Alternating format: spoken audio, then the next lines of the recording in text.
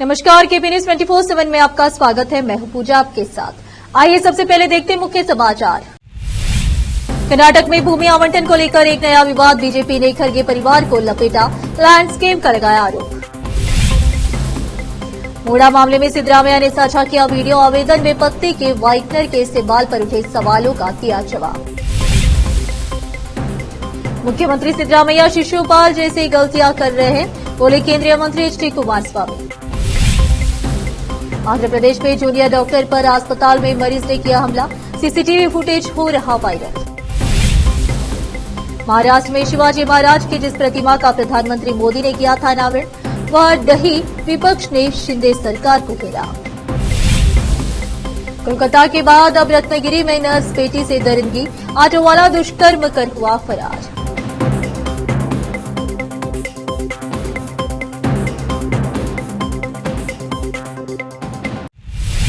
अब समाचार विस्तार से। कर्नाटक में भूमि आवंटन को लेकर एक नया विवाद खड़ा हो गया है।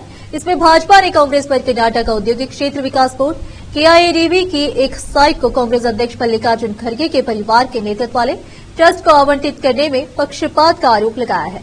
इस साइट सिद्धार्थ विहार एजुकेशन ट्रस्ट को दी गई थी, जिसका नेतृत्व खड़गे के बेटे राहुल खड़गे करते हैं। कर्नाटक के उद्योग मंत्री एमबी पाटिल ने आवंटन की पुष्टि करते हुए कहा कि भूमि बिना किसी छूट के निर्धारित मूल्य पर उपलब्ध कराई गई थी और किसी भी नियम का उल्लंघन नहीं किया गया था। 5 एकड़ का यह भूखंड एरोस्पेस पार्क में नागरिक सुविधाओं के लिए निर्धारित 45.94 एकड़ भूमि का हिस्सा है और इसे अनुसूचित जाति कोटे के तहत आवंटित किया गया था।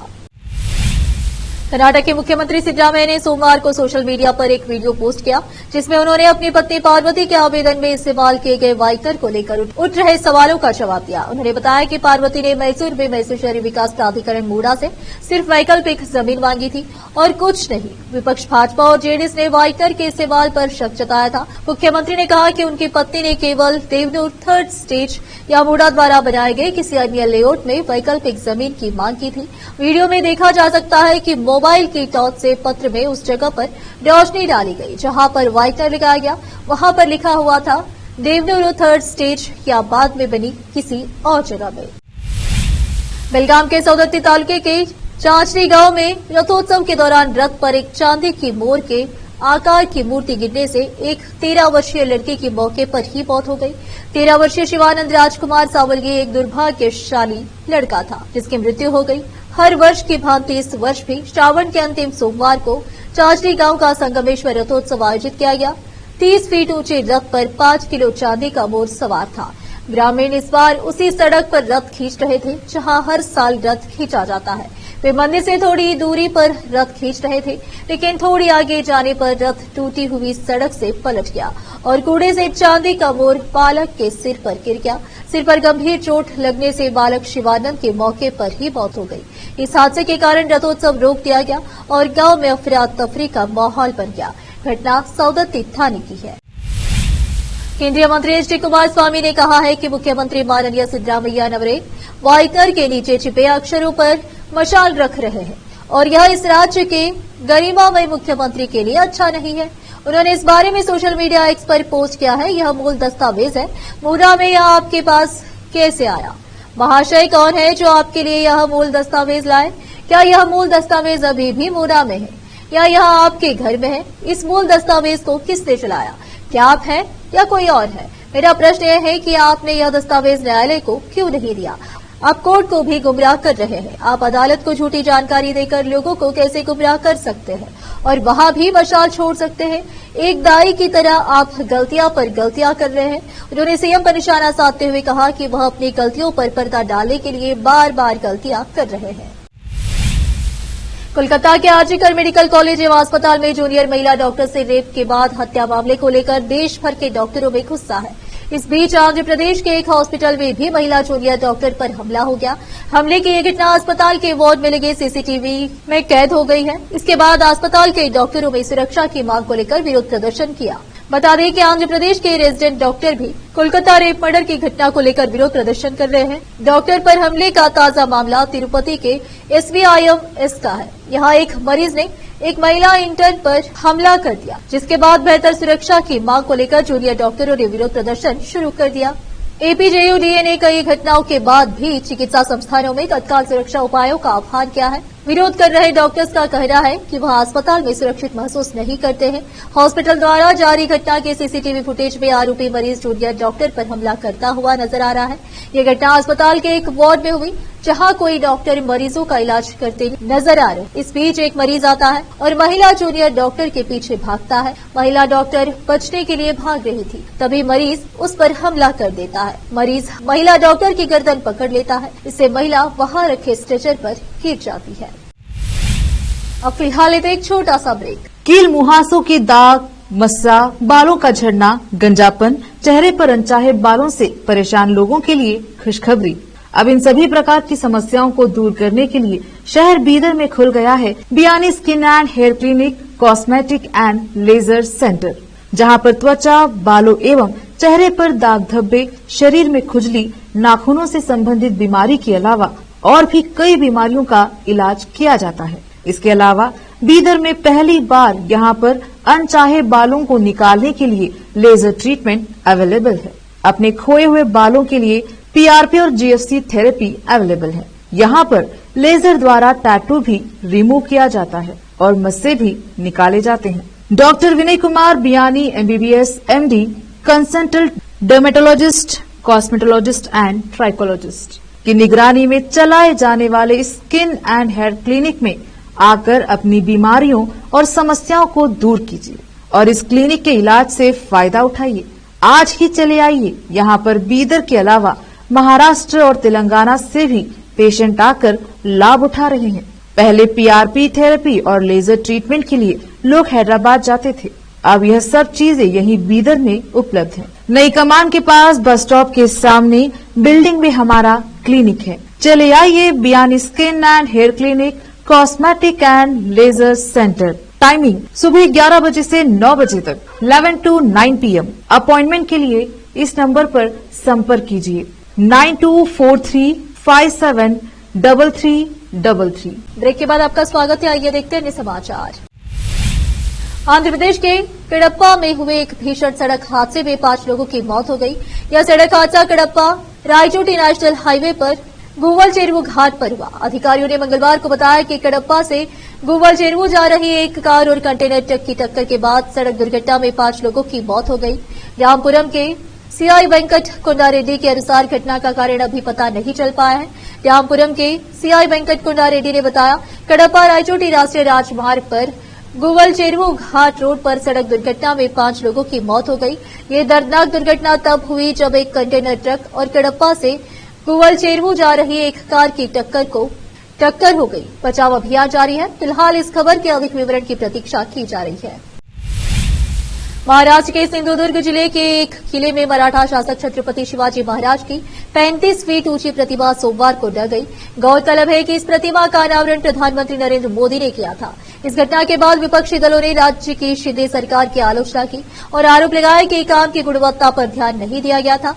अधिकारियों के मुताबिक प्रतिमा मालवन स्थित राजकोट किले में दोपहर 1 बजे ढही। उन्होंने बताया कि विशेषज्ञ प्रतिमा के ढहने के वास्तविक कारण का पता लगाएंगे। हालांकि जिले में बीते 2-3 दिनों में भारी बारिश के साथ तेज हवाएं चली है। ऐसे में माना जा रहा है कि मौसम के कारण प्रतिमा अचानक ढह गई।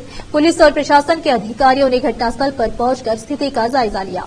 बता दें कि पीएम मोदी ने नौसेना दिवस के मौके पर पिछले साल दिसंबर में प्रतिमा का अनावरण किया था। वह किले में आयोजित कार्यक्रम में भी शामिल हुए थे। महाराष्ट्र के सिंधुदुर्ग जिले के एक किले में मराठा शासक छत्रपति शिवाजी महाराज की 35 फीट ऊंची प्रतिमा के ढहने के मामले में स्थानीय पुलिस ने ठेकेदार जयदीप आपटे और सहयोगी चेतन पाटिल के खिलाफ प्राथमिकी दर्ज की है। दोनों के खिलाफ भारतीय न्याय संहिता बीएनएस की धारा 109, 110, 125, 318 और 3(5) के तहत एफआईआर दर्ज की गई है। सिंधुदुर्ग पुलिस ने इस बारे में जानकारी दी है। वहीं दूसरी ओर भारतीय नौसेना ने भी इसे लेकर बड़ा कदम उठाया है। नौसेना ने इस मामले में जांच का आदेश दिया है। साथ ही प्रतिमा की मरम्मत और उसे पुनर्स्थापित करने के लिए एक टीम की प्रतिनियुक्ति की है। बता दें कि इस प्रतिमा का अनावरण पिछले साल नौसेना दिवस पर प्रधानमंत्री नरेंद्र मोदी ने किया था। इस घटना के बाद विपक्षी दलों ने राज्य की शिंदे सरकार की आलोचना की और आरोप लगाया कि काम की गुणवत्ता पर ध्यान नहीं दिया गया था। कोलकाता में ट्रेनी डॉक्टर के साथ रेप और फिर हत्या का मामला अभी थमा नहीं है कि महाराष्ट्र में एक नर्सिंग की छात्र के साथ दुष्कर्म का मामला सामने आया है। जानकारी के मुताबिक महाराष्ट्र के रत्नागिरी में 19 साल की ट्रेनिंग नर्स के साथ ऑटो वाले ने सुनसान जगह ले जाकर दुष्कर्म किया और फिर उसे फेंक कर भाग गया। वो बता रहा है कि लड़के ने अपने घर जाने के लिए ऑटो लिया था और ऑटो चालक ने उस लड़की को पानी में कोई नशीला पदार्थ मिलाकर दिया, जिसकी वजह से वह बेहोश हो गई। इसके बाद आरोपी रिक्शा चालक महिला को एक सुनसान जगह ले गया और इसके साथ दुष्कर्म किया। लड़की ने होश में आने के बाद इसकी सूचना अपने परिवार को दी, जिसके बाद पुलिस स्टेशन में लड़की की शिकायत के आधार पर मामला दर्ज कर लिया गया। इस घटना की जानकारी मिलने के बाद आसपास के लोगों में काफी ज्यादा नाराजगी देखने को मिल रही है और सोमवार रात को कुछ लोगों ने रास्ता रोको आंदोलन करते हुए इस घटना को लेकर अपना विरोध प्रदर्शन किया था। फिलहाल पुलिस सीसीटीवी के माध्यम से आरोपी की तलाश कर रही है और पीड़ित लड़की को सरकारी अस्पताल में भर्ती कराया गया है। झारखंड के पूर्व सीएम चंपाई सोरेन 30 अगस्त को बीजेपी में शामिल होंगे। यह ऐलान असम के मुख्यमंत्री हेमंत बिस्व शर्मा ने किया है। इस ऐलान से झारखंड की राजनीति में खलबली मचनी थी, सो मच गई। असम के मुख्यमंत्री हेमंत बिस्व शर्मा ने एक्स पर पोस्ट कर कंफर्म किया है कि झारखंड के पूर्व मुख्यमंत्री चंपाई सोरेन 30 अगस्त को रांची में भाजपा में शामिल होंगे। इसके साथ ही निशिकांत दुबे ने लिखा है कि झामुमो को पूरा सुपड़ा साफ हो गया। आंदोलन से बनी झामुमो अब केवल दलालों की गिरफ्त में है। प्रेम, अमित, अविनाश, राजीव, मिथिलेश ने पेट में घुसकर झामुमो को समाप्त कर दिया। विनोद बिहारी, सूरज मंडल, साइमन, शैलेंद्र महतो के बाद यह आखिरी कील है। इससे पहले चंपाई सोरेन ने नई पार्टी बनाने का ऐलान किया था। उन्होंने कहा था कि वह संघर्ष करेंगे और नई पार्टी को खड़ा करेंगे। साथ ही चंपाई सोरेन ने कहा कि अगर इस दौरान रास्ते में कोई दोस्त मिला तो वह उससे हाथ भी मिलाएंगे। इससे लगने लगा था कि शायद वह भाजपा से गठबंधन करेंगे, मगर अटकलों का बाजार फिर भी गर्म ही था। अब फिलहाल देखो छोटा सा ब्रेक।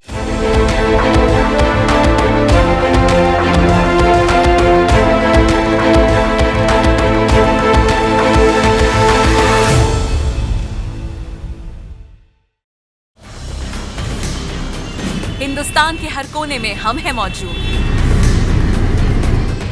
24 घंटे हालात पर गहरी नजर, खबरों से जुड़े चुपते सवालात और आपको दिखाता है धार्मिक, सामाजिक, राजनीतिक, लोकल और इंटरनेशनल न्यूज की सबसे बेहतर कवरेज, जो आपको रखती है हर पल बाखबर। देश और दुनिया भर की खबर के लिए देखते रहें केपी न्यूज 24/7। ब्रेक के बाद आपका स्वागत है। आइए देखते हैं अन्य समाचार। अक्सर लोकसभा में विपक्ष के नेता राहुल गांधी से उनकी शादी को लेकर पूछा जाता है। अब कांग्रेस नेता ने इस पर खुलकर जवाब दिया है। राहुल ने कहा है कि वह शादी करने की प्लानिंग नहीं कर रहे हैं, लेकिन अगर होती है तो ठीक है। हालांकि वह 20 और 30 वर्षों से शादी के दबाव से बाहर निकल चुके हैं। राहुल ने पिछले हफ्ते जम्मू कश्मीर की यात्रा के दौरान कश्मीरी छात्राओं के साथ बातचीत के दौरान यह टिप्पणी की। उन्होंने कश्मीरी छात्राओं के एक ग्रुप के साथ इस बातचीत का वीडियो सोमवार को अपने यूट्यूब चैनल पर अपलोड किया। इसमें जब कश्मीर की छात्राओं ने उनसे शादी की योजना के बारे में सवाल किया तो कांग्रेस नेता ने कहा, मैं शादी की योजना नहीं बना रहा हूं, लेकिन अगर होती है तो ठीक है। उनका यह भी कहना था कि वह 20 से 30 वर्षों से शादी के दबाव से बाहर निकल चुके हैं। राहुल ने उन लड़कियों से यह भी कहा कि वह अपनी शादी में उन्हें जरूर बुलाएंगे। देश में जातिगत जनगणना का मुद्दा पिछले दिनों से काफी जोर पकड़ रहा है। विपक्ष एक सुर में सरकार पर दबाव बनाते हुए जातिगत जनगणना की मांग कर रहा है। इसलिए जातिगत जनगणना पर सरकार और विपक्षी दलों के नेता आमने सामने भी होते रहते हैं। अब बिहार के पूर्व डिप्टी सीएम और आरजेडी नेता तेजस्वी यादव ने फिर से जातिगत जनगणना पर बयान दिया है। तेजस्वी ने कहा कि जातिगत जनगणना की हमारी बहुत पुरानी मांग है। तेजस्वी यादव ने कहा कि आदरणीय लालू प्रसाद जी जब जनता दल के अध्यक्ष थे तभी से यह हमारी मांग रही है। उसी का परिणाम रहा कि जनता दल की संयुक्त मोर्चा सरकार ने जनगणना में जातिगत गणना कराने का निर्णय भी लिया था, लेकिन बीजेपी के नेतृत्व की सरकार बनने पर उन्होंने वह निर्णय पलट दिया। नीतीश कुमार जी भी वाजपेयी जी के नेतृत्व में उसी कैबिनेट का हिस्सा थे। आखिर में फिर एक बार देखते हैं मुख्य समाचार। कर्नाटक में भूमि आवंटन को लेकर एक नया विवाद। बीजेपी ने खरगे परिवार को लपेटा, लैंडस्केप का लगाया आरोप। मोड़ा मामले में सिद्धरामैया ने साझा किया वीडियो। आवेदन में पत्नी के व्हाइटनर के इस्तेमाल पर उठे सवालों का दिया जवाब। मुख्यमंत्री सिद्धरामैया शिशुपाल जैसी गलतियां कर रहे हैं, बोले केंद्रीय मंत्री एच.डी. कुमारस्वामी। आंध्र प्रदेश में जूनियर डॉक्टर पर अस्पताल में मरीज ने किया हमला, सीसीटीवी फुटेज हो रहा वायरल। महाराष्ट्र में शिवाजी महाराज की जिस प्रतिमा का प्रधानमंत्री मोदी ने किया था अनावरण, वह ढही, विपक्ष ने शिंदे सरकार को घेरा। कोलकाता के बाद अब रत्नागिरी में नर्स बेटी से दरिंदगी, ऑटो वाला दुष्कर्म कर हुआ फरार।